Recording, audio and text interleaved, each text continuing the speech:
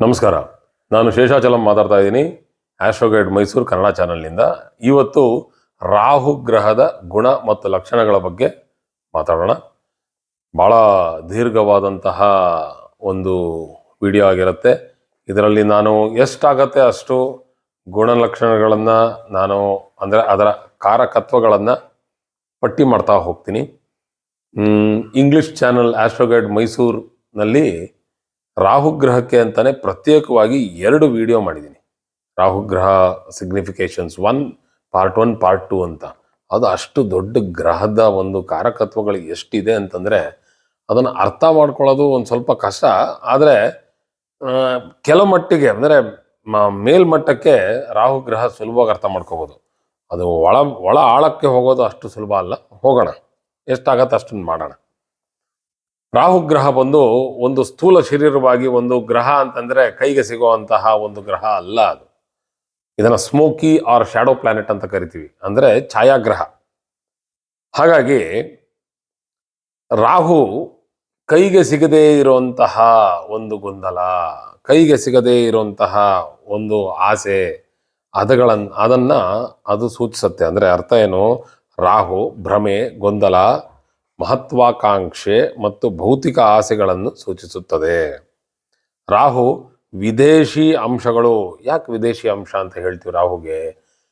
ಈ 7 ಗ್ರಹಗಳು ಏನಿದೆ, ಸೂರ್ಯನಿಂದ ಹಿಡಿದು ಗ್ರಹಣ ಶಕ್ತಿ ಇರೋದಕ್ಕೆಲ್ಲ ಗ್ರಹ ಅಂತ ಕರಿತೀವಿ ನಾವು. ಹಾಗಾಗಿ ಸೂರ್ಯ, ಚಂದ್ರ, ಕುಜ, ಅದಾದ ನಂತರ ಬರುವಂತಹ ಬುಧ, ಗುರು, ಶುಕ್ರ, ಶನಿ, ಈ 7 ಗ್ರಹಗಳು ಬಂದು ಒಂದು ಕಡೆ ಪಟ್ಟಿ ಆದರೆ, ಈ ರಾಹು ಮತ್ತು ಕೇತು ಗ್ರಹಗಳಿಗೆ ಮ್ಲೇಚ್ಛ ಗ್ರಹಗಳು ಅಂತ ಕರಿತೀವಿ. ಅಂದ್ರೆ ಅರ್ಥ ಏನಂತಂದ್ರೆ ನಮ್ಮ ಚತುರ್ವರ್ಣಕ್ಕೆ ಸೇರದೇ ಇರುವಂತಹ ಗ್ರಹಗಳು ಅಂತ. ಚತುರ್ವರ್ಣಗಳಿಗೆ ಸೇರದೇ ಇರುವಂಥದ್ದು ಅಂತಂದ್ರೆ ಅರ್ಥ ಏನು ಅಂತಂದ್ರೆ ನಮ್ಮ ಒಂದು ಆಚಾರ ವಿಚಾರಗಳಿಗೆ ಸೇರದೇ ಇರುವಂತಹ ಹೊರದೇಶದಿಂದ ಬಂದ ಮ್ಲೇಚ್ಛರು ಅಂದ್ರೆ ಅರ್ಥ ಏನು ಅಂತಂದ್ರೆ ಹೊರಗಿನವರು, ಔಟ್ಸೈಡರ್ಸ್ ಅಂತ ಲೆಕ್ಕ ಹಾಕೋಣ, ಫಾರಿನರ್ಸ್ ಅಂತ ಲೆಕ್ಕ ಹಾಕೋಣ.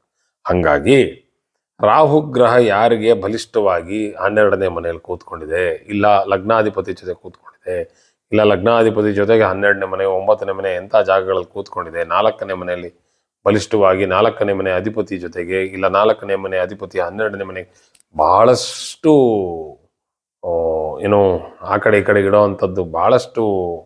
ಅದಕ್ಕೆ ನಾವು ಗ್ರಹಗಳನ್ನು ಜೋಡಣೆ ಮಾಡ್ಬೋದು, ಎಲ್ಲೆಲ್ಲ ಅಲ್ಲಿ ಇಲ್ಲಿಗೆ ಇಡ್ಬೋದು, ಲಾಟ್ ಆಫ್ ಕಾಂಬಿನೇಷನ್ಸ್. ಹಾಗಾಗಿ ರಾಹುಗ್ರಹ ವಿದೇಶಿ ಅಂಶಗಳು ಮತ್ತು ಹೊರಗಿನವರೊಂದಿಗೆ ಸಂಬಂಧ ಹೊಂದುವ ಒಂದು ಸಾಧ್ಯತೆಯನ್ನು ತೋರ್ಪಡಿಸುತ್ತದೆ. ರಾಹುಗ್ರಹದ ಒಂದು ಶಕ್ತಿಯುತವಾಗಿ ರಾಹುಗ್ರಹ ಇದ್ದರೆ ಅದರ ಒಂದು ಬಲವಾದ ಒಂದು ಸಂಕೇತ ಏನಂತಂದ್ರೆ ಅವ್ರಿಗೆ ಆಕಾಂಕ್ಷೆ ಬಹಳ ಇರುತ್ತೆ. ಅಂದ್ರೆ ಆಸೆ, ಆಕಾಂಕ್ಷೆ ಮತ್ತು ನಾ ಏನೋ ಒಂದು ಈಡೇರಿಸಬೇಕು ಜೀವನದಲ್ಲಿ, ನಾ ಏನಾದ್ರು ಒಂದು ಮಾಡಲೇಬೇಕು ಅನ್ನೋದು ಬಹಳ ಬಲಿಷ್ಠವಾಗಿರುತ್ತೆ. ರಾಹುಗ್ರಹಕ್ಕೆ ಇರೋಷ್ಟು ಬರುವಂತಹ ಅಂದ್ರೆ ನೆಕ್ಸ್ಟ್ ಗ್ರಹ ಯಾವುದಪ್ಪ ಅಂತಂದ್ರೆ ಕುಜಗ್ರಹಕ್ಕೆ ಏನಾದ್ರು ಮಾಡದೇ ಇದ್ರೆ ಅದು ಸುಮ್ಮನೆ ಕೂತ್ಕೊಳ್ಳೋಕೆ ಆಗೋದಿಲ್ಲ ಕುಜಗ್ರಹ. ಆದರೆ ರಾಹುಗ್ರಹ ಮನಸ್ಸಿನಲ್ಲಿ, ಹೊಟ್ಟೆಯಲ್ಲೆಲ್ಲ ತಳಮಳ ಆಗ್ಬಿಡುತ್ತೆ, ನಾ ಏನಾರು ಮಾಡಲೇಬೇಕು, ಸುಮ್ಮನೆ ಕೂತ್ಕೊಳ್ಳೋಕೆ ಆಗದೇ ಇಲ್ಲ ರಾಹು ಕೈಲಿ. ಆದರೆ ಪಾಸಿಟಿವಿಟಿ ಅಂತಂದ್ರೆ ರಾಹುಗ್ರಹ ಭದ್ರವಾಗಿ ಕೂತಿದ್ರೆ ಒಂದು ಜಾತಕದಲ್ಲಿ, ಭದ್ರವಾಗಿ ಅಂದರೆ ಎಲ್ಲಿ ಕೂತಿರ್ಬೇಕು ಅಂತಂದ್ರೆ ತನ್ನ ಸ್ವಂತ ನಕ್ಷತ್ರದಲ್ಲಿ ಕೂತಿರ್ಬೇಕು, ಇಲ್ಲ ಅದೇ ಶತಭಿಷ ನಕ್ಷತ್ರದಲ್ಲಿ, ಆರ್ದ್ರ ನಕ್ಷತ್ರದಲ್ಲಿ, ಸ್ವಾತಿ ನಕ್ಷತ್ರದಲ್ಲಿ ಕೂತಿದ್ರೆ, ಇಲ್ಲ 11ನೇ ಮನೆಯಲ್ಲಿ, 6ನೇ ಮನೆಯಲ್ಲಿ ರಾಹು ಕೂತಿದ್ರೆ ಬಹಳ ಬಲಿಷ್ಠವಾಗಿರುವಂತಹ ರಾಹು ಅದು. ಆವಾಗ ಅಂತಹ ರಾಹು ಮಹತ್ವಾಕಾಂಕ್ಷೆಯನ್ನು ಪೂರೈಸುವ, ಯಶಸ್ಸನ್ನು ಪೂರೈಸುವ ಕೆಲಸವನ್ನ ಮಾಡುತ್ತೆ.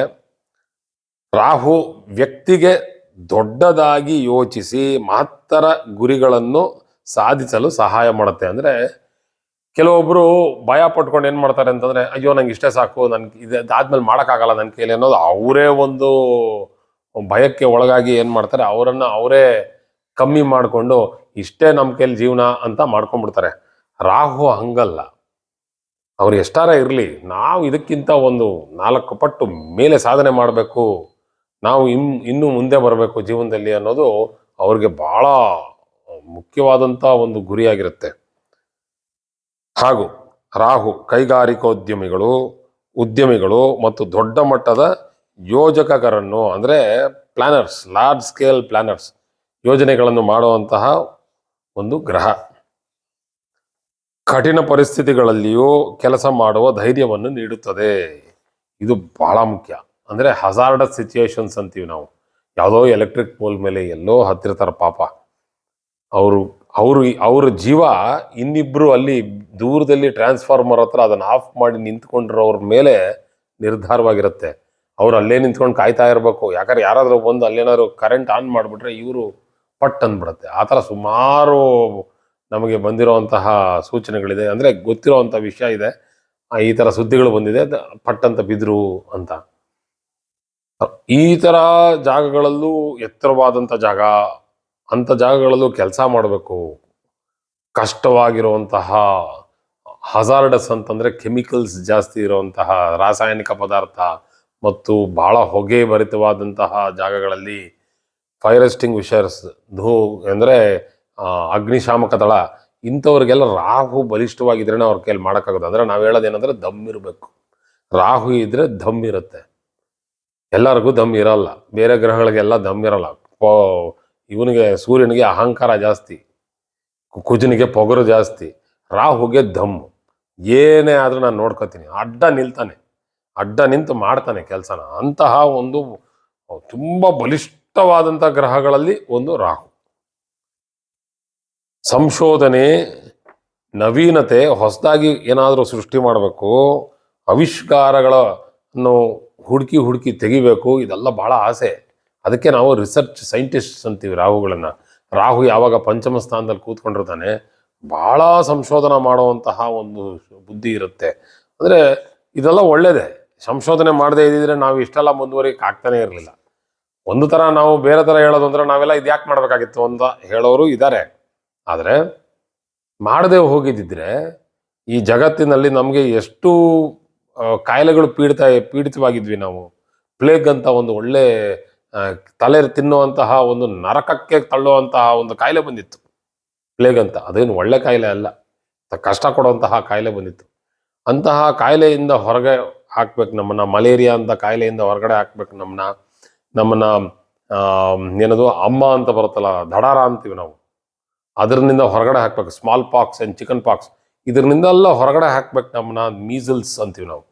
ಅಂತಂದರೆ ರಾಹುಗ್ರಹದ ಶಕ್ತಿಯನ್ನು ಇಟ್ಕೊಂಡು ಸಂಶೋಧನೆ ಮಾಡಿರುವಂತಹ ನಮಗೆ ಬೇಕಾಗಿ ರಾಸಾಯನಿಕ ಪದಾರ್ಥಗಳು, ಅದಕ್ಕೆ ಬೇಕಾಗಿರೋ ಔಷಧಿಗಳು ಸಿಕ್ಕಿದ್ರಿಂದ ನಮ್ಗೆ ಅದರೆಲ್ಲ ಆಗಿದ್ದು. ಸುಮ್ಮನೆ ಆಗೋಗಲ್ಲ ಅದೆಲ್ಲ. ಎಲ್ಲರ ಕೈಲೂ ಮಾಡೋಕ್ಕಾಗಲ್ಲ. ಮೇಡಮ್ ಕ್ಯೂರಿ ಥರ ಅಲ್ಲಿ ನಿಂತ್ಕೊಂಡು ಅವರು ರೇಡಿಯಮನ್ನು ಕಂಡಿಡಿದ್ರು. ಅದೇ ರೇಡಿಯೋ ಆಕ್ಟಿವಿಟಿ ಎಫೆಕ್ಟಲ್ಲಿ ಅವ್ರ ಪಾಪ ಅವರು ಅವ್ರ ಗಂಡ ಇಬ್ರು ಸತ್ತೋಗ್ಬಿಟ್ರು. ಹಾಗಾಗಿ ರಾಹು ಇದ್ರೆ ಅವ್ರ ಮೇಲೆ ಅವ್ರಿಗೆ ಭಯವೇ ಇರಲ್ಲ. ಏನಾರು ಹಾಕೊಡೋಗ್ಲಿ, ನಾನು ಮಾಡಲೇಬೇಕು, ನನ್ನ ಗುರಿ ತಲುಪಲೇಬೇಕು ಅನ್ನೋಂಥ ಒಂದು ನಿರ್ಧಾರ ಇದೆಯಲ್ಲ, ದೃಢ ನಿರ್ಧಾರ, ಅದು ರಾಹುಗೆ ಮಾತ್ರ ಇರೋದು. ಹಾಗೂ ಇನ್ನೊಂದಿದೆ ಬಹಳ ಮುಖ್ಯವಾದಂಥ, ಎಂಡ್ಯೂರೆನ್ಸ್, ಸಹಿಷ್ಣುತೆ. ತಡ್ಕೋತಾರವರು, ನೋವು ತಡಿತಾರೆ, ತಾಪ ತಡಿತಾರೆ, ಕೋಪ ತಡಿತಾರೆ. ಇದು ಪಾಸಿಟಿವ್ ರಾಹುಗೆ ಇರುವಂತಹ ಪೇಷನ್ಸ್. ಏನೇ ಆದರೂ ಅವ್ರ ಗುರಿ ಬಿಡೋದಿಲ್ಲ. ಡಿಟರ್ಮಿನೇಷನ್ ಅಂದರೆ ದೃಢ ನಿಶ್ಚಯ, ನಿರಂತರ ಪ್ರಯತ್ನ, ಪರ್ಸೆವರೆನ್ಸ್. ಏನಾದ್ರೂ ಅವ್ರ ಕೆಲಸನ ಮಾಡ್ತಾನೇ ಇರ್ತಾರೆ. ಅವರು ಜ್ವರ ಇದ್ರೂ ಮಾಡ್ತಾರೆ, ಕೆಲಸನೇ ಬಿಡೋದಿಲ್ಲ ಅವರು. ಕೆಲಸ ಮಾಡಬೇಕು ಅನ್ನೋ ಆಸೆ ಇದ್ರೆ ಕೆಲಸ ಮಾಡ್ತಾರೆ. ಇದು ಪಾಸಿಟಿವ್, ಅಂದರೆ ರಾಹುವಿನ ಒಂದು ಒಳ್ಳೆಯ ವಿಚಾರಗಳು. ಈಗ ಬೇರೆ ಹಲವಾರು ವಿಚಾರಗಳನ್ನು ನೋಡ್ತು ಅಂತಂದರೆ, ವಿದೇಶಗಳು, ವಿದೇಶಿ ಸಂಸ್ಕೃತಿ ಮತ್ತು ವಿದೇಶಿ ಜನರನ್ನು ಸೂಚಿಸುತ್ತದೆ. ದೇಹಕ್ಕೆ ಪ್ರವೇಶಿಸುವ ಯಾವುದೇ ವಿದೇಶಿ ವಸ್ತುವನ್ನು ಸೂಚಿಸುತ್ತದೆ. ಅರ್ಥ ಮಾಡ್ಕೊಳ್ಳಿ, ದೇಹಕ್ಕೆ ಪ್ರವೇಶಿಸುವ ಯಾವುದೇ ವಿದೇಶಿ ವಸ್ತು ಅಂದರೆ ಅರ್ಥ ಏನು? ಯಾರೋ ಬಿದ್ರು ಗಾಡಿನಲ್ಲಿ ಹೋಗ್ಬೇಕಾರೆ, ಕಾಲು ಮುರ್ಕೊಂಡ್ರು. ಕಾಲು ಸುಮ್ಮನೆ ಮುರ್ಕೊಂಡ್ರಲ್ಲ, ಅವರು ಸರಿಯಾಗಿ ಮುರ್ಕೊಂಡಿರ್ತಾರೆ. 2-3 ಕಡೆ ಜಾಯಿಂಟ್ ಮುರಿದೋಗಿರುತ್ತೆ. ಅದು ಆ ಚಿಕ್ಕ ತುಂಡುಗಳನ್ನು ಸೇರ್ಸೋಕೆ ಆಗ್ತಾ ಇಲ್ಲ ಡಾಕ್ಟರ್ ಕೈಲಿ. ಏನು ಮಾಡ್ತಾರೆ, ಒಂದು ಕಬ್ಬಿಣದ ಒಂದು ತುಂಡನ್ನು ಹಾಕಿ ರಾಡ್ ಹಾಕಿ ನಟ್ಟು ಬೋಲ್ಟ್ ಹಾಕಿ ಟೈಟ್ ಮಾಡ್ತಾರೆ. ಇದು ವಿದೇಶಿ ವಸ್ತು. ಹಾಗೆ ಹರ್ನಿಯಾ ಅಂತ ಒಂದು ಕೆಟ್ಟ ಕಾಯಿಲೆ ಇದೆ. ಅದು ಅಬ್ಡಮನ್ನಲ್ಲಿ ಅಂದರೆ ನಮಗೆ ಬರುವಂತಹ ಹೊಟ್ಟೆ ಅಂದರೆ ಹೊಟ್ಟೆಯ ಕೆಳಭಾಗದಲ್ಲಿ ನಮ್ಮ ಅನ್ನನಾಳ ಇರುತ್ತಲ್ಲ, ದೊಡ್ಡದು ಅಂದರೆ ಲಾರ್ಜ್ ಇಂಟೆಸ್ಟೈನ್, ಅದರ ಒಂದು ತೂಕ ಜಾಸ್ತಿಯಾಗಿ ಅದು ಕೆಳಗಡೆ ಇಳಿತಾ ಇದೆ ಅಂತಂದಾಗ ಅಲ್ಲಿ ಕೆಟ್ಟ ಕಲ್ಮಶಗಳೆಲ್ಲ ಸೇರಿಕೊಂಡು ಕಷ್ಟ ಕೊಡೋದು ಹರ್ನಿಯಾ. ಸರಿಯಾಗಿ ನಮ್ಮ ಮಲ ವಿಸರ್ಜನೆ ಆಗದೇ ಇರೋವಂಥದ್ದು ಹರ್ನಿಯಾ ಅಂತ ಒಂದು ಅನ್ಕೊಳ್ಳಿ. ಅದರಲ್ಲಿ ಅಲ್ಲಿ ನೆಟ್ ಅಂತ ಹಾಕ್ಬಿಟ್ಟು ಒಂದು ಇವಾಗ 3D ನೆಟ್ ಅಂತ ಬಂದಿದೆ. ಮೊದಲೆಲ್ಲ ಹಿಂದಿನ ಕಾಲದಲ್ಲಿ ಕಟ್ ಮಾಡಿ ಸ್ಟೀಲ್ ನೆಟ್ನೇ ಆ ಕಡೆ ಈ ಕಡೆ ರಬ್ಬರೆಲ್ಲ ಕೂರಿಸಿ ಹಾಕೋರು. ಭಾಳ ನೋವೋದು, ಯಾಕಂದ್ರೆ ಅದು ಬಗ್ಗಿದ್ರೆ ಅದ್ರ ಬಗ್ಗಲ್ವಲ್ಲ.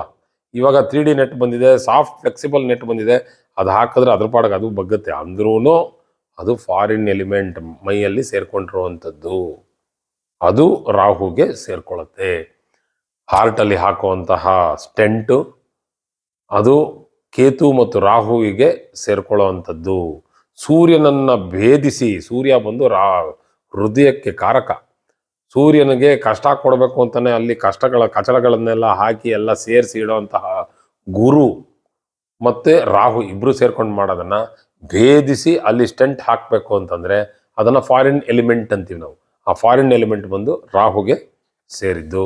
ಹಾಗೆ ವಾಲ್ವ್ಸ್ ಹಾಕ್ತಾರೆ, ಟ್ರೈಕಸ್ಪಿಡ್ ವಾಲ್ವ್, ಬೈಕಸ್ಪಿಡ್ ವಾಲ್ವ್ ಅಂತ. ನಮ್ಮ ಯಾವುದು ವೆಂಟ್ರಿಕಲ್ ವಾಲ್ವ್ಸು, ಆರಿಕಲ್ ವಾಲ್ವ್ಸ್ ಇರುತ್ತೆ, ಆ ವಾಲ್ವ್ಸ್ನೆಲ್ಲ ಚೇಂಜ್ ಮಾಡ್ತಾರಲ್ಲ, ಅದು ರಾಹುಗೆ ಸೇರಿದ್ದು. ಕೃತಕವಾಗಿ ಹಲ್ಲು, ಬೇರೆ ಹಲ್ಲನ್ನು ಕೂರಿಸೋದು, ಬೇರೆ ಕಣ್ಣುಗುಡ್ಡೆಯನ್ನು ಕೂರಿಸೋದು, ಇದೆಲ್ಲ ಮಾಡುವಂಥದ್ದು ರಾಹುಗೆ ಸೇರಿದ್ದು. ಇನ್ನೂ ತುಂಬ ಇದೆ, ಅಷ್ಟೆಲ್ಲ ಮುಂದೆ ಹೋಗಲ್ಲ ನಾನು, ಯಾಕಂದ್ರೆ ಇದು ಗಂಟೆಗಟ್ಟಲೆ ತಗೊಂಡ್ಬಿಡುತ್ತೆ. ಹಾಗೂ ಇಂಪ್ಲಾಂಟ್ ನೋಡಿ, ಅದನ್ನೇ ಬರ್ದಿರೋದು ನಾನು. Implant, pacemaker, stent, artificial teeth ಅಂದರೆ ಕೃತಕವಾಗಿ ಕೂರಿಸಿರುವಂತಹ ಹಲ್ಲುಗಳು, ಹಾಗೂ ಆರ್ಗನ್ ಟ್ರಾನ್ಸ್ಪ್ಲಾಂಟ್ಸ್, ಇದೆಲ್ಲ ರಾಹುವಿನ ಕೆಳಗಡೆ ಬರುತ್ತೆ. ಅಂದರೆ ಕಿಡ್ನಿ ಟ್ರಾನ್ಸ್ಪ್ಲಾಂಟ್, ಲಿವರ್ ಟ್ರಾನ್ಸ್ಪ್ಲಾಂಟ್ ಏನೇನು ಮಾಡ್ತಾರೆ ಅದೆಲ್ಲ. ಪ್ಲಾಸ್ಟಿಕ್ ಸರ್ಜರಿ ಅಂತೂ ಪೂರ್ಣ ರಾಹುವಿನ ಜೊತೆ ಬರುತ್ತೆ, ಎಕ್ಸೆಪ್ಟ್ ಕಾಸ್ಮೆಟಿಕ್ ಪ್ಲಾಸ್ಟಿಕ್ ಸರ್ಜರಿ. ಅದು ಬಂದು ಶುಕ್ರ ರಾಹು ಸಂಬಂಧವಾದಾಗ ಬರುತ್ತೆ. ಪ್ಲಾಸ್ಟಿಕ್ ಸರ್ಜರಿಯಲ್ಲಿ ನಿಮಗೆಲ್ಲ ಅರ್ಥ ಮಾಡ್ಕೋಬೇಕು, ಸುಮಾರು ಥರ ಪ್ಲಾಸ್ಟಿಕ್ ಸರ್ಜರಿ ಇದೆ. ಸೌಂದರ್ಯ ಪರಿವರ್ತನೆಗೆ ಮಾಡುವಂಥದ್ದು ಅದು ಬರುತ್ತೆ. ಅಂದರೆ ಈ ಇಂಜೆಕ್ಷನ್ಸ್ ತೊಗೊಂಡ್ಬಿಟ್ಟು ಬೇಡವಾದಂತಹ ಸಿಲಿಕಾನ್ ಜೆಲ್ ಇಂಜೆಕ್ಷನ್ಸ್ ತೊಗೊಳ್ಳೋವಂಥದ್ದು, ಬೊಟಾಕ್ಸ್ ಅಂತ ಒಂದು ಇಂಜೆಕ್ಷನ್ ಇದೆ, ಅದನ್ನು ತೊಗೊಳ್ಳೋವಂಥದ್ದು, ಅದೆಲ್ಲ ಬಂದು ರಾಹುಗೆ ಬರುವಂಥದ್ದು. ಅಂದರೆ ಅರ್ಥ ಮಾಡ್ಕೊಳ್ಳಿ, ಏನು ಇಲ್ಲವೋ ಅದನ್ನ ತೋರ್ಪಡಿಸುವುದಕ್ಕೆ ಮಾಡುವಂತಹ ಪ್ರಯತ್ನಕ್ಕೆ ಬೇಕಾಗಿರುವಂತಹ ಧೈರ್ಯ ಕೊಡಬೇಕಲ್ಲ, ಅದೇ ಫಸ್ಟ್ ರಾಹು. ಅಂದರೆ ಮೈ ಮೇಲೆ ಹಚ್ಚೆ ಹಾಕ್ಸ್ಕೊಳ್ಳೋದು, ಮೈ ಮೇಲೆ ಹಚ್ಚೆ ಹಾಕ್ಸ್ಕೊಳ್ಳೋದು, ಮುಖದ ಮೇಲೆ ಹಚ್ಚೆ ಹಾಕ್ಸ್ಕೊಳ್ಳೋದು, ತುಟಿಗೆ ಒಂದು ರಿಂಗ್ ಹಾಕ್ಸ್ಕೊಳ್ಳೋದು, ಮೂಗಿಗೆ ಒಂದಲ್ಲ 2-3 ರಿಂಗ್ ಹಾಕೊಂಡು ಮಧ್ಯದಲ್ಲಿ ಒಂದು ಲೋಲಾಕ್ ಹಾಕೊಂಡ್ಬಿಡೋದು, ಕಿವಿಗೆ ಇಲ್ಲಿಂದ ಇಲ್ಲಿವರೆಗೂ ಹಾಕೊಂಡ್ಬಿಡೋದು. ಇದು ಎಲ್ಲರೂ ಮಾಡಲ್ಲ. ಆಮೇಲೆ ಇಲ್ಲೊಂದೇನೋ ಒಂದು ಬಾರ್ಬೆಲ್ ಅಂತ ಹಾಕ್ಸ್ಕೊತಾರಪ್ಪ, ನಾವು ಡಂಬೆಲ್ ಅಂತ ಉಪಯೋಗಿಸ್ತಾ ಇದ್ವಿ, ಇಲ್ಲೊಂದು ಡಂಬೆಲ್ ಹಾಕ್ಸ್ಕೊತಾರೆ, ಇಲ್ಲೊಂದು. ಆಮೇಲೆ ಹೊಕ್ಕಳಲ್ಲಿ ಹಾಕ್ಸ್ಕೊತಾರೆ. ಏನಕ್ಕೆ ಹಾಕ್ಸ್ಕೊತಾರೆ ಅಂತ ಅದನ್ನ ಅವ್ರಿಗೆ ಕೇಳಿದ್ರೆ ಅವ್ರಿಗೆ ಇಷ್ಟ, ಅದು ಅವ್ರು ಅದಕ್ಕೆ ಸಮರ್ಥನೆ ಇದೆ ಅವ್ರಿಗೆ. ನನಗೆ ಇಷ್ಟ, ನಾನು ಹಾಕ್ಸ್ಕೊತಾ ಇದೀನಿ. ಮೈಯೆಲ್ಲ ಹಚ್ಚಿ ಹಾಕ್ಸ್ಕೊಳ್ಳೋದು, ಇದೆಲ್ಲ ಬಂದು ರಾಹುವಿನ ಕಾರಕತ್ವ. ಇದು ಸುಮ್ಮನೆ ಎಲ್ಲರೂ ಮಾಡಿಸ್ಕೋತೀರಾ? ನೀವು ಇವಾಗ ಕೇಳಿಸ್ಕೊತಾ ಇದ್ದೀರಲ್ಲ, ಇದನ್ನ ಕೇಳಿಸ್ಕೊತಾ ಇರೋರೆಲ್ಲರೂ ನೀವು ಹಚ್ಚೆ ಹಾಕ್ಸ್ಕೊತೀರಾ? ಕೆಲವೊಬ್ಬರಿಗೆ ಆಸೆನೂ ಇರುತ್ತೆ, ನಾ ಇಲ್ಲೇನೋ ಒಂದು ಹಚ್ಚೆ ಹಾಕ್ಸ್ಕೋಬೇಕು ಅಂತ ಆಸೆ ಇರುತ್ತೆ. ವಿರಾಟ್ ಕೊಹ್ಲಿ, ಇಲ್ಲ ಅಂತಂದ್ರೆ ಸೂರ್ಯಕುಮಾರ್ ಯಾದವ್ ಹಚ್ಚೆ ಹಾಕ್ಸ್ಕೊಂಡಿದ್ದಾರೆ. ಅವ್ರನ್ನೆಲ್ಲ ನೋಡಿದ್ರೆ ವಿರಾಟ್ ಕೊಹ್ಲಿ ಕೈಗೆಲ್ಲ ಹಚ್ಚೆ ಹಾಕ್ಸ್ಕೊಂಡಿದ್ದಾನೆ.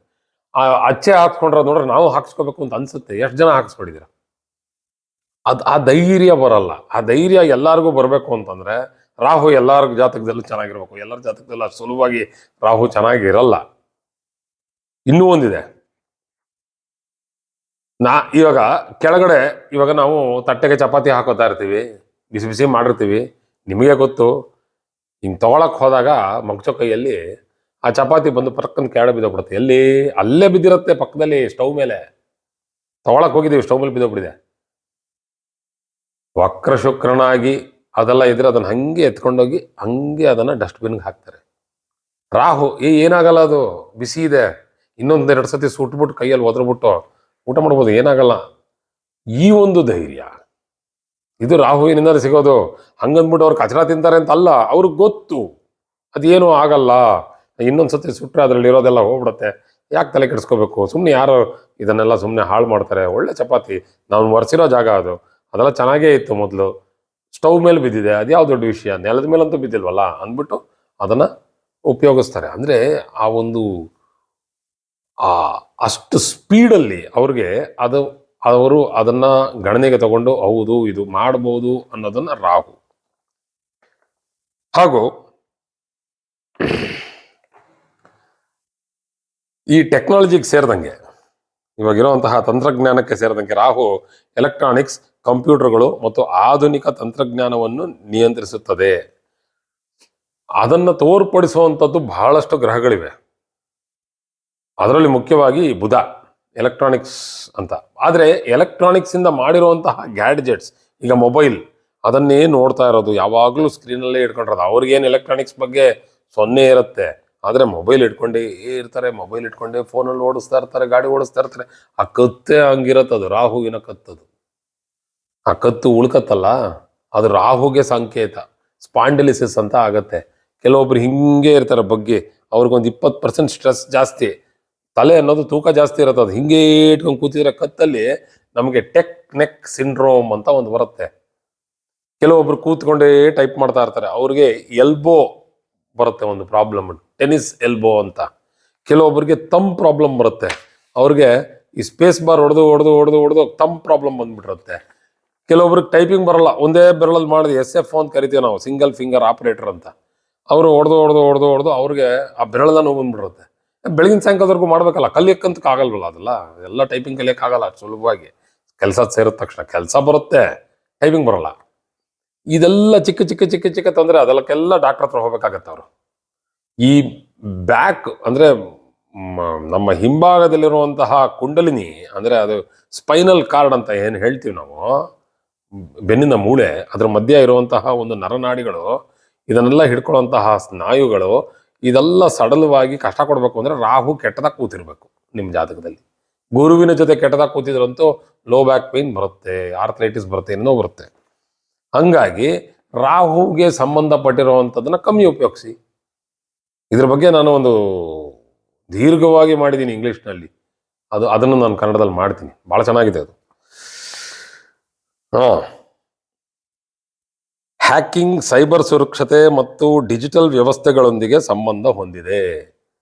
ನೋಡಿ, ಈ ಕ್ರೈಮ್ ಮಾಡೋದು ಬೇರೆ, ಕ್ರೈಮ್ ಮಾಡೋರ್ನ ಹಿಡ್ದಾಕೋರ್ಗೆ ಅವ್ರಿಗೆ ಅದಕ್ಕಿಂತ ಜಾಸ್ತಿ ಕ್ರಿಮಿನಲ್ ಬ್ರೈನ್ ಇರಬೇಕು. ಕಳ್ಳ ಏನ್ ಮಾಡ್ತಾ ಇದ್ದಾನೆ ಅನ್ನೋದನ್ನ ಅರ್ಥ ಮಾಡ್ಕೋಬೇಕು ಅಂದ್ರೆ, ಕಳ್ಳನ ಒಂದು ವ್ಯವಹಾರ, ಅವನು ಮಾಡುವಂತಹ ಒಂದು ವಿಚಾರ, ಇದನ್ನ ತಿಳ್ಕೊಂಡಿರೋ ಪೊಲೀಸ್ ಅಂದ್ರೆ ಕಳ್ಳನಿಗಿಂತ ಜಾಸ್ತಿ ಓದಿರ್ಬೇಕು ಪೊಲೀಸ್, ಅದಕ್ಕಿಂತ ಜಾಸ್ತಿ ಅವ್ರಿಗೆ ಅದ್ರ ಮೇಲೆ ಅನುಭವ ಇರಬೇಕು. ಆವಾಗಲೇ ಅಲ್ವಾ ಅವನ್ನ ಹಿಡಿಯೋಕ್ಕಾಗೋದು. ಇವ್ರು ಸುಮ್ಮನೆ ಪುಸ್ತಕದಲ್ಲಿ ಇಲ್ಲಿ ಲೆಫ್ಟ್ಗೆ ಹೋಗ್ಬೇಕು, ಅಲ್ಲಿ ರೈಟ್ಗೆ ಹೋಗ್ಬೇಕು, ಹಂಗಲ್ಲ. ಅವ್ರು ಎಲ್ಲ ಇಟ್ಟಿರ್ತಾರೆ. ಅಲ್ಲಿ ಯಾರೋ ಒಬ್ಬ ಚಪ್ಪಲಿ ಹೊಲಿತಾ ಇರ್ತಾನೆ, ಅವನು ಪೊಲೀಸ್ ಇನ್ಫಾರ್ಮರ್.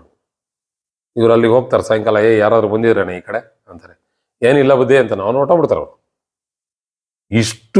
ಅವರು ಎಷ್ಟು ಚಾಣಕ್ಷತೆ ತೋರಿಸ್ತಾರೆ ಅಂದ್ರೆ ಪೊಲೀಸ್ನವರು, ಅಷ್ಟಿಲ್ದೆ ಕಳ್ಳರನ್ನ ಹಿಡಿಯೋಕ್ಕಾಗತ್ತ.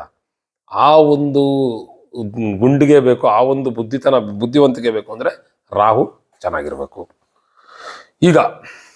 ಇವಾಗ ನೆಗೆಟಿವ್ಸ್ಗೆ ಬರ್ತಾ ಇದ್ದೀನಿ ಅಂತಂದ್ರೆ, ರಾಹು ಕೊಡುವಂತಹ ಕಷ್ಟಗಳು ಏನೇನಿದೆ ಅಂತ. ಗೊಂದಲ, ಅನಿಶ್ಚಿತೆ ಅಂದ್ರೆ ಅನಿಶ್ಚಿತತೆ, ಅತೃಪ್ತಿ.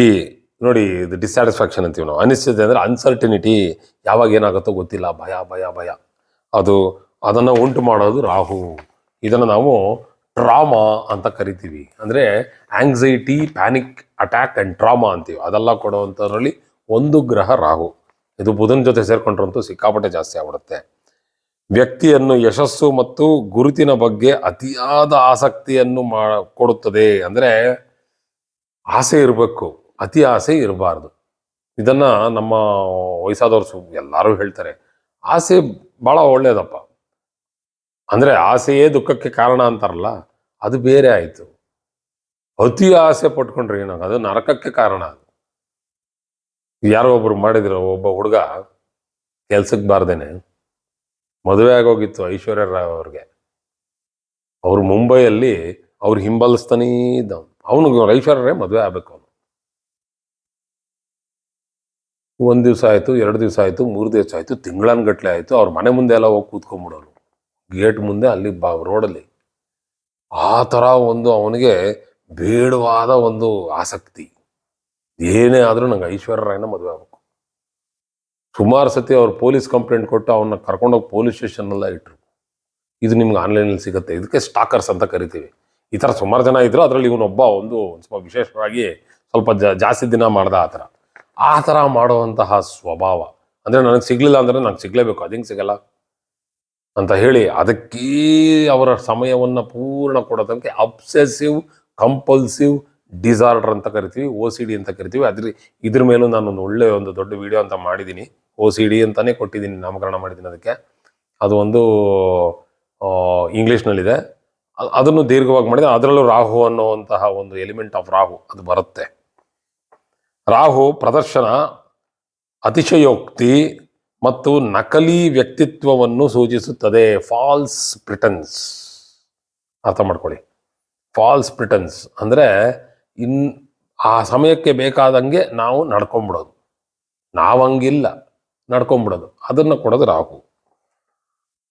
ಖ್ಯಾತಿ, ಅಧಿಕಾರ ಮತ್ತು ಭೌತಿಕ ಸುಖಗಳ ವ್ಯಸನವನ್ನು ಉಂಟು ಮಾಡುತ್ತದೆ. ಅಂದರೆ ಬೇಕೇ ಬೇಕು ಅನ್ನೋಂಥ ಒಂದು ವ್ಯಸನ.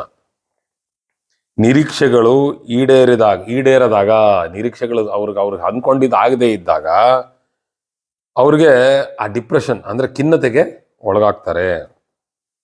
ಭಯ, ಆತಂಕ ಮತ್ತು ಅಸಹಾಯಕತೆಯನ್ನು ಉಂಟು ಮಾಡಬಹುದು. ಅಂದರೆ ಅರ್ಥ ಆಯ್ತಲ್ಲ, ನಾನು ಇದನ್ನು ಹೇಳಿದಲ್ಲ, ಫಿಯರ್, ಪ್ಯಾನಿಕ್ ಆ್ಯಂಡ್ ಹೆಲ್ಪ್ಲೆಸ್ನೆಸ್. ಅಯ್ಯೋ ನನ್ನ ಕೈಲಿ ಆಗ್ತಾ ಇಲ್ಲ ಅಂತ ಅಂದಾಗ ಏನೋ ವಿಲಿ ವಿಲಿ ವಿಲಿ ವಿಲಿ ಅಂತ ಒದ್ದಾಡ್ಬಿಡೋದು. ಅದು ರಾಹು ಮಾಡುವಂತಹ ಒಂದು ಕಾರಕತ್ವ. ರಾಹು ನಾನು ಇವತ್ತೇ ಮುಗಿಸ್ತೀನೋ ಇಲ್ವೋ ನನಗೆ ಅದ್ರ ಮೇಲೆ ಇದೆ. 2 ವಿಡಿಯೋ ಆದರೆ 2 ವಿಡಿಯೋ ಮಾಡ್ತೀನಿ ನಾನು, ರಾಹುವಿನ ವಿಡಿಯೋ. ಅದಕ್ಕೇನೋ ತೊಂದರೆ ಇಲ್ಲ, ಮಾಡೋಣ. ಸರಿ, 2 ಮಾಡ್ಬೋಣ, ಯಾಕಂದರೆ ಇದು ತುಂಬ ಇದೆ, ಇದು 8 ಪೇಜ್ ಇದೆ. ಹಾಗಾಗಿ ಹೆಲ್ತ್ ರಿಲೇಟೆಡ್ ಅಂದರೆ ನಮಗೆ ಬೇಕಾಗಿರೋ ಆರೋಗ್ಯಕ್ಕೆ ರಾಹು ಏನು ಕಷ್ಟಗಳನ್ನು ಕೊಡ್ಬೋದು ಅಂತಂದರೆ ಕ್ಯಾನ್ಸರ್, ಗೆಡ್ಡೆಗಳು ಅಂದರೆ ಟ್ಯೂಮರ್ಸ್ ಮತ್ತು ಗುಪ್ತ ರೋಗಗಳನ್ನು ಅದಕ್ಕೆ ಸಂಬಂಧಪಟ್ಟಿರೋದು ರಾಹು. ಕಣ್ಣಿಗೆ ಕಾಣದ ಜೀವಿಗಳೊಂದಿಗೆ ಉಂಟಾಗುವ ಸೋಂಕುಗಳನ್ನು ಸೂಚಿಸುತ್ತದೆ. ಅಂದರೆ ಮೈಕ್ರೋ ಆರ್ಗ್ಯಾನಿಸಮ್ಸ್, ಇನ್ವಿಸಿಬಲ್ ಆರ್ಗ್ಯಾನಿಸಮ್ಸ್, ನಮ್ಗೆ ಅದು ಕಣ್ಣಿಗೆ ಕಾಣಲ್ಲ. ಈ ವೈರಲ್ ಅಟ್ಯಾಕ್, ವೈರಸ್ ಬಂದಿತ್ತು, ಕೋವಿಡ್, ಅದು ಕಣ್ಣಿಗೆಲ್ಲಿ ಕಾಣಿಸ್ತು? ಅಂತಹ ಅಟ್ಯಾಕ್ಗಳು ಕೊಡುವಂಥದ್ದು ಕೇತು ಮತ್ತು ರಾಹು ಇಬ್ರು ಸೇರ್ಕೊಂಡು ಕೊಡ್ತಾರೆ. ಶಿಲೀಂಧ್ರ ಸೋಂಕುಗಳು ಅಂದರೆ fungal infections and toxics infections, ಶಿಲೀಂಧ್ರ ಸೋಂಕುಗಳು ಮತ್ತು ವಿಷಕಾರಿ ಸ್ಥಿತಿಗಳೊಂದಿಗೆ ಸಂಬಂಧ ಹೊಂದಿರುತ್ತದೆ. ಈಗ ಫಂಗಲ್ ಇನ್ಫೆಕ್ಷನ್ಸ್ ಅಂದರೆ ಸುಮಾರು ಇನ್ಫೆಕ್ಷನ್ಸ್ ಇದೆ. ಸೋರಿಯಾಸಿಸ್ ಇದೆ, ಎಕ್ಸೆಮಾ ಇದೆ, ಹೈವ್ಸ್ ಅಂತ ಇದೆ. ಇದೆಲ್ಲ ಸ್ಕಿನ್ ಮೇಲೆ ಆಗುವಂಥದ್ದು, ಅಂದರೆ ಚರ್ಮದ ಮೇಲೆ ಆಗುವಂಥದ್ದು. ಅದೆಲ್ಲ ರಾಹು ನಮಗೆ ಕೊಡುವಂತಹ ಇಮ್ಯೂನ್ ಡಿಫಿಷಿಯನ್ಸಿಯಿಂದ ಬರುವಂತಹ ಒಂದು ಕಾಯಿಲೆಗಳು. ಒಂದಲ್ಲ, ಹಲವಾರು ಕಾಯಿಲೆಗಳು. ದೀರ್ಘಕಾಲಿನ ಮತ್ತು ಪತ್ತೆ ಹಚ್ಚಲು ಕಷ್ಟವಾಗುವಂತಹ ರೋಗಗಳನ್ನು ಸೂಚಿಸುತ್ತದೆ. ಅಂದರೆ ಇವಾಗ ಯಾರಿಗೋ ಒಬ್ಬರಿಗೆ ಚರ್ಮದ ಕಾಯಿಲೆ ಬಂತು ಅಂತ ಅಂದ್ಕೊಳ್ಳಿ, ಅದೇನು ಪಟ್ಟಂತ ನಾಳೆ ಹೊರಟೋಗುತ್ತಾ? ಹೋಗಲ್ಲ.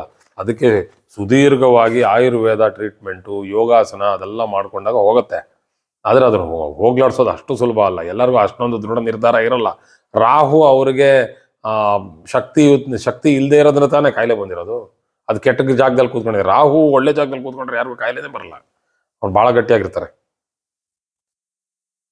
ಹಾಗೂ ಕೆಮಿಕಲ್ಸ್ಗೆ ಸೇರಿರುವಂಥದ್ದು ರಾಹುದು ಏನಪ್ಪ ಅಂತಂದರೆ ಮದ್ಯಪಾನ, ತಂಬಾಕು ಮತ್ತು ಮಾದಕ ವಸ್ತುಗಳನ್ನು ಅವರು ತಗೊಳ್ಳುವಂಥದ್ದು, ಅಂದರೆ ಅವರು ಸೇವಿಸುವಂಥದ್ದು ತೋರಿಸುತ್ತೆ. ವಿಷಕಾರಿ ಮತ್ತು ವ್ಯಸನಕಾರಿ ಪದಾರ್ಥಗಳೊಂದಿಗೆ ಸಂಬಂಧ ಹೊಂದಿರುತ್ತದೆ. ಅಂದರೆ ಇದು ಅಡಿಕ್ಷನ್ಸ್ ಅಂತ ಹೇಳ್ತೀವಿ ನಾವು. ಇದು ವಿಷಾನೇ. ಅದು ಅಡಿಕ್ಷನ್ಗೆ ಏನೇನು ಡ್ರಗ್ಸ್ ಅಂತ ತಗೊಳ್ಳೋದಲ್ಲ, ವಿಷ. ಅದು ಖಂಡಿತ ಅಲ್ಲೆಲ್ಲ ಹೋಗಬಾರ್ದು, ಅದನ್ನು ಮುಟ್ಟಬಾರ್ದು. ಇದು ಅದನ್ನು ತೋರಿಸುತ್ತೆ. ಹಾಗೂ ಆಕರ್ಷಕ ಸುಗಂಧ ದ್ರವ್ಯಗಳು ಮತ್ತು ರಾಸಾಯನಿಕ ಉತ್ಪನ್ನಗಳನ್ನು ನಿಯಂತ್ರಿಸುತ್ತದೆ.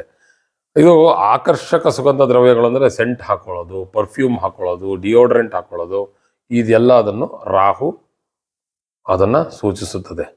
ಕೆಲವೊಂದು ಸತಿ ಎಷ್ಟು ಜಾಸ್ತಿ ಹಾಕೋತಾರೆ ಅಂತಂದರೆ, ಅವರು ಓಡಾಡಿರುವಂತಹ ಲಿಫ್ಟ್ ಇರುತ್ತಲ್ಲ, ಆಫೀಸ್ ಲಿಫ್ಟಲ್ಲಿ ಒಳಗಡೆ ಹೋಗಿ ಒಂದು ಸತಿ ಅವ್ರ ಪಾಡಿಗೆ ಅವರು ಹೊರಟೋಗ್ತಾರೆ.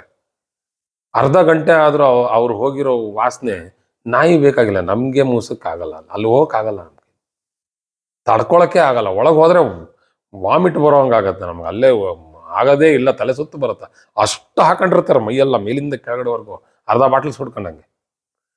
ಕೆಲವೊಬ್ರು ಏನ್ ಮಾಡ್ತಾರೆ, ತಂಬಾಕು ಹಾಕೊಂಡಿರ್ತಾರೆ. ಡ್ರೈವರ್, ಊಬರ್ ಡ್ರೈವರ್, ತಂಬಾಕು ಹಾಕೋಬೇಡಿ. ತಂಬಾಕು ಹಾಕೊಂಡು ನೀವು ಗಾಡಿ ಓಡಿಸಿದ್ರೆ ಒಳಗಡೆ ಕೂತಿರೋ ಜನಕ್ಕೆ ನಿಮ್ಮ ವಾಸನೆ ಹೆಂಗೆ ತಡ್ಕೊಳ್ಳೋದು? AC ಬೇರೆ ತಗೊಂಡ್ಬಿಟ್ಟಿರ್ತಾರೆ ಕಾರಲ್ಲಿ, AC ಕಿಟಕಿಗಳು ಬೇರೆ ಹಾಕಬೇಕು, AC ಬೇಕು, ಆ ತಂಬಾಕು ವಾಸನೆ ಬೇಡ. ದಯವಿಟ್ಟು ನಾನು ಎಲ್ಲರಲ್ಲೂ ಕೇಳ್ಕೊಳ್ಳೋದೇನಪ್ಪ ಅಂತಂದರೆ, ನಮ್ಮ ಊಬರ್ ಅಂತಲ್ಲ, ಯಾವುದೇ ಗಾಡಿ ಆಗಿರಲಿ, ನಮ್ಮ ಎಷ್ಟೋ ಇದೆಯಲ್ಲ, ನಮ್ಮ ಯಾತ್ರಿ ಇದೆ, ಊಬರ್ ಇದೆ, ರ್ಯಾಪಿಡೋ ಇದೆ, ತುಂಬ ಜನ ಇದ್ದೀರಾ, ಎಲ್ಲ ತುಂಬ ಚೆನ್ನಾಗಿ ಕೆಲಸ ಮಾಡ್ತಾ ಇದ್ದೀರಾ. ಅವ್ರು ಇಲ್ಲದೆ ಹೋದರೆ ಅರ್ಧ ಬೆಂಗಳೂರಿಗೆ ತುಂಬ ಕಷ್ಟ ಆಗ್ಬಿಡುತ್ತೆ. ತುಂಬ ಚೆನ್ನಾಗಿ ಕೆಲಸ ಮಾಡ್ತಾ ಇದ್ದೀರಾ. ಆದರೆ ದಯವಿಟ್ಟು ಬಾಯಿಗೆ ಆ ತಂಬಾಕು ಹಾಕೊಳ್ಳೋದು ಅಂದರೆ ಅದಕ್ಕೇನು ಹೇಳ್ತಾರೆ, ಅದಕ್ಕೆ ಅದೇನೋ ಗುಟ್ಕಾ ಅಂತನೋ ಏನೋ ಸಿಗುತ್ತೆ, ಹನ್ಸ್ ಅಂತನೋ ಏನೋ ಸಿಗತ್ತೆ ಅನ್ಸುತ್ತೆ. ಇದು 2-3 ನಮ್ಮ ಕೆಲಸ ಮಾಡೋರು ಬರ್ಬೇಕೆಲ್ಲ ಬೈತಿದ್ದೆ ನಾನು. ಈ ಸಿಮೆಂಟ್ ಕೆಲಸ ಮಾಡೋಕೆ ಬರೋರಲ್ಲ, ಅವರೆಲ್ಲ ಹಾಕೊಳ್ಳೋರು, ಚಿಕ್ಕ ಚಿಕ್ಕ ಹುಡುಗರಪ್ಪ ನೀವು, ಇನ್ನು 22-23 ವಯಸ್ಸು, ಬಾಯಿಗೆ ಹಾಕೊಂಡು ಒತ್ತರಿಸ್ಕೊಂಡು ಇಟ್ಕೊಂಡಿದ್ದೀರಲ್ರಯ್ಯ, ಅದೇನೋ ಉಗಿರಯ್ಯ ಅಂದ್ರೆ, ಸರ್ ಇದು ಮಾಡಲಿಲ್ಲ ಕೆಲಸನೇ ಮಾಡೋಕ್ಕಾಗಲ್ಲ ಸರ್ ನಾವು ಅನ್ನೋರು. ಅದೆಲ್ಲ ಒಳ್ಳೇದಲ್ಲ, ಕ್ಯಾನ್ಸರ್ ಬರುತ್ತೆ. ಕ್ಯಾನ್ಸರ್ ಬಂದಾಗ ರಾಹು, ಆಮೇಲೆ ಹೋಗ್ಬಿಟ್ಟು ಆಳೋದು, ಸರ್ 2 ಮಕ್ಳಿದೆ ಸರ್, ಹೆಂಡತಿ ಮಕ್ಳಿದಾರೆ ಸರ್, ಏನು ಮಾಡೋದು ಅಂತಾರೆ. ನೀವು ಮಾಡಿದಕ್ಕೆ ತಾನೆ ಅದು ಬಂದಿದ್ದು. ದಯವಿಟ್ಟು ಅದನ್ನು ಸೇವನೆ ಮಾಡಬೇಡಿ. ಇದು ನನ್ನ ಕಡೆಯಿಂದ ಒಂದು ಪ್ರಾರ್ಥನೆ ಅಷ್ಟೇ.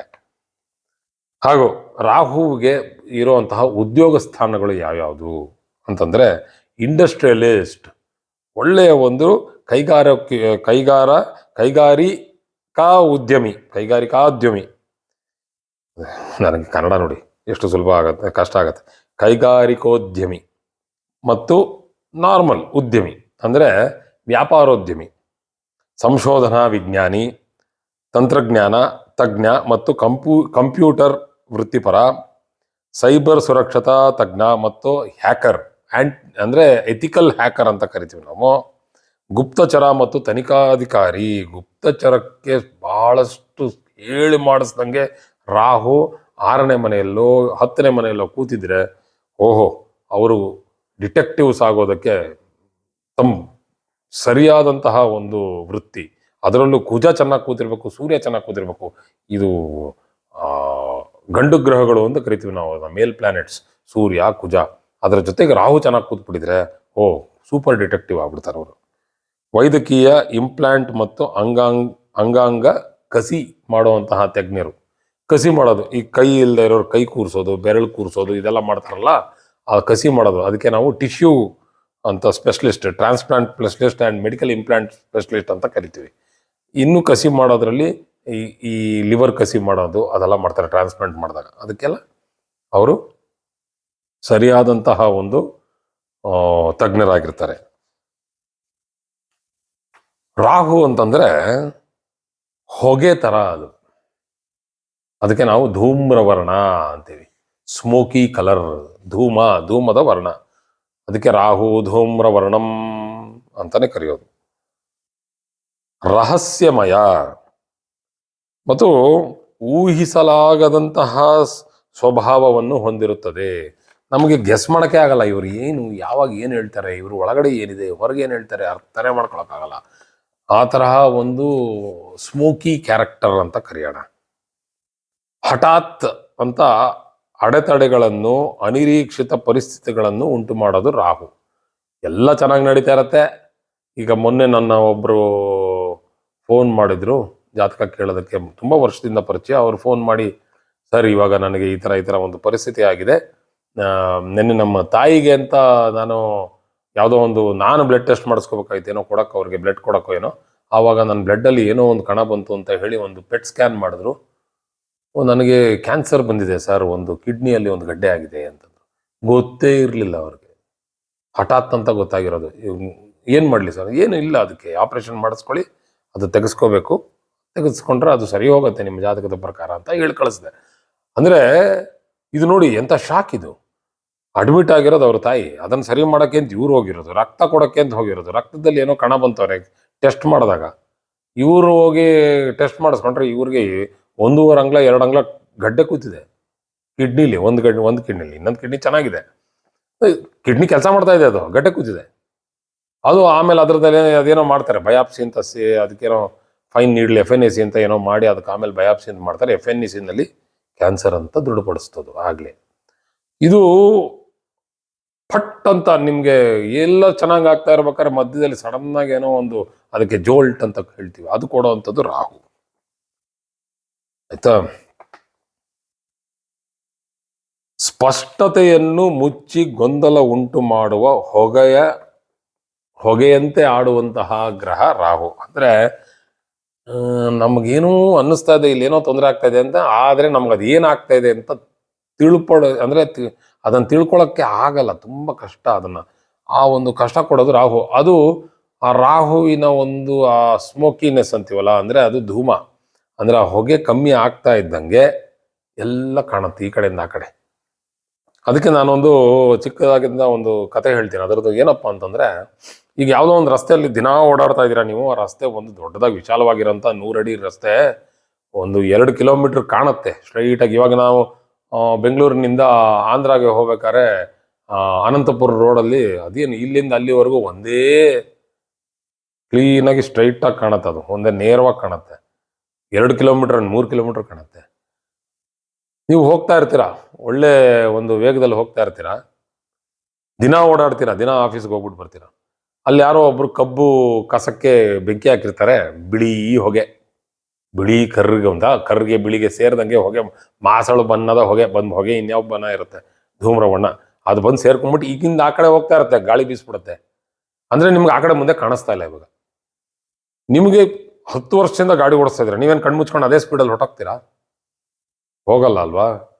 ನೀವು ಬ್ರೇಕ್ ಹಾಕಿ ಮೆತ್ತಗೆ ಹೋಗಿ 20 ಕಿಲೋಮೀಟರ್ ಸ್ಪೀಡ್ಗೆ ಬಂದ್ಬಿಟ್ಟಿರ್ತೀರಾ, 10 ಕಿಲೋಮೀಟರ್ ಸ್ಪೀಡ್ಗೂ ಬರ್ತೀರಾ, ಮೆತ್ತಗೆ ಹೋಗ್ಬಿಟ್ಟು ಲೈಟ್ ಎಲ್ಲ ಆನ್ ಮಾಡ್ಕೊಂಡ್ಬಿಡ್ತೀರಾ, ಪಳ್ಕ ಅಂತ ಇರುತ್ತೆ. ಯಾಕಂದ್ರೆ ಅದೇನು ಕಾಣ್ತಾ ಇಲ್ವಲ್ಲ, ಆ ಪಳ ಲೈಟ್ ಹಾಕೊಂಡು, ಆ ಎಲ್ಲೋ ಲೈಟ್ ಎಲ್ಲ ಫಾಗ್ ಲೈಟ್ ಎಲ್ಲ ಹಾಕೊಂಡು ಮುಂದೆ ಹೋಗಿ, ಅದು ಏನೊಂದು 10 ಅಡಿ ಅಷ್ಟೇ ಇರೋದು, ಕಾಣಿಸಲ್ವಲ್ಲ ಮುಂದೆ. ಅದಾದ್ಮೇಲೆ ತಿರ್ಗಾ ನಿಮ್ಮ ಮಾಮೂಲಿ ಹೋಗ್ತೀರಾ. ಯಾಕೆ ನೀವು ಬ್ರೇಕ್ ಹಾಕಿದ್ರಿ, ಯಾಕೆ ನಿಲ್ಸಿದ್ರಿ? ರಾಹು ಜೀವನದಲ್ಲಿ ರಾಹು ಅಡ್ಡ ಬಂದಾಗ ನಿಲ್ತ್ಕೋಬೇಕಾಗತ್ತೆ ಸ್ವಲ್ಪ ಹೊತ್ತು, ಇಲ್ಲಾಂದ್ರೆ ಅದು ನಿಲ್ಸತ್ತೆ. ಕಣ್ಮುಚ್ಕೊಂಡು ಓಡಿಸಿದ್ರೆ ನಾವು ರೋಡ್ ಹೊರಗಡೆ ಹೋಗಿ ರೋಡ್ ಬದಿಲಿ ಹಳ್ಳದಲ್ಲಿ ಬಿದ್ದೋಗಿರ್ತಿದ್ವಿ, ಅದೇ ವೇಗದಲ್ಲಿ ಓಡಿಸಿದ್ರೆ. ಸೊ ಹಂಗಾಗಿ ರಾಹು ಬಂದಾಗ ಒಂದು ಸ್ವಲ್ಪ ತಗ್ಗಿ ಬಗ್ಗಿ, ಹೌದಾ ಅಣ್ಣ ಅಂತ ಹೇಳಿ ಒಂದು ಸ್ವಲ್ಪ ಹೊತ್ತು ಕೂತ್ಕೊಳ್ಳೋದು ಒಳ್ಳೇದು. ಇಲ್ಲ ನಾನು ಮಾಡ್ತೀನಿ ಅಂತ ನುಗ್ಗೋರ್ಗೆ ಕೊಡ್ತಾನೆ. ಹಂಗಾಗಿ ಒಂದು ಸಾರಾಂಶವನ್ನ ಹೇಳಬೇಕು ಅಂತಂದ್ರೆ, ರಾಹು ಆಕಾಂಕ್ಷೆ, ವಿದೇಶಿ ಅಂಶಗಳು, ತಂತ್ರಜ್ಞಾನ, ಸಂಶೋಧನೆ, ಭ್ರಮೆ ಮತ್ತು ಹಠಾತ್ ಘಟನೆಗಳನ್ನು ಕೊಡುವಂತಹ ಗ್ರಹವಾಗಿದ್ದು, ಬಲವಾದ ರಾಹು ಧೈರ್ಯ, ನವೀನತೆ, ಸಂಶೋಧನಾ ಸಾಮರ್ಥ್ಯ ಮತ್ತು ದೊಡ್ಡ ಮಟ್ಟದ ಯಶಸ್ಸನ್ನು ಕೊಡುತ್ತೆ. ಮತ್ತು ಅದೇ ಕೆಟ್ಟದಾಗಿ ಕೂತಿರುವಂತಹ ರಾಹು ಪೀಡಿತ ರಾಹು ಅಂತ ಕರಿತೀವಿ. ಗೊಂದಲ, ವ್ಯಸನ, ಭಯ, ಅತೃಪ್ತಿ ಮತ್ತು ಗುಪ್ತ ಸಮಸ್ಯೆಗಳನ್ನು ಉಂಟು ಮಾಡಬಹುದು. ಇದು ರಾಹುವಿನ ಮೊದಲನೆಯ ನಾನು ಮಾಡಿರುವಂತಹ ವಿಡಿಯೋ. ಎರಡನೇದರಲ್ಲೇ ಮಾಡ್ತೀನಿ. ಇಷ್ಟೊಂದಾಗತ್ತೆ ನಾನು ಅನ್ಕೊಂಡಿರಲಿಲ್ಲ, 3/4 ಗಂಟೆ ತೊಗೊಂಡಿದ್ದೀನಿ. ಇನ್ನೊಂದು ವಿಡಿಯೋನಲ್ಲಿ ಇದನ್ನು ಡೀಟೇಲ್ ಆಗಿ ಬರುವಂಥ ವಿಡಿಯೋನಲ್ಲಿ ಮಾಡ್ತೀನಿ. ನಮಸ್ಕಾರ.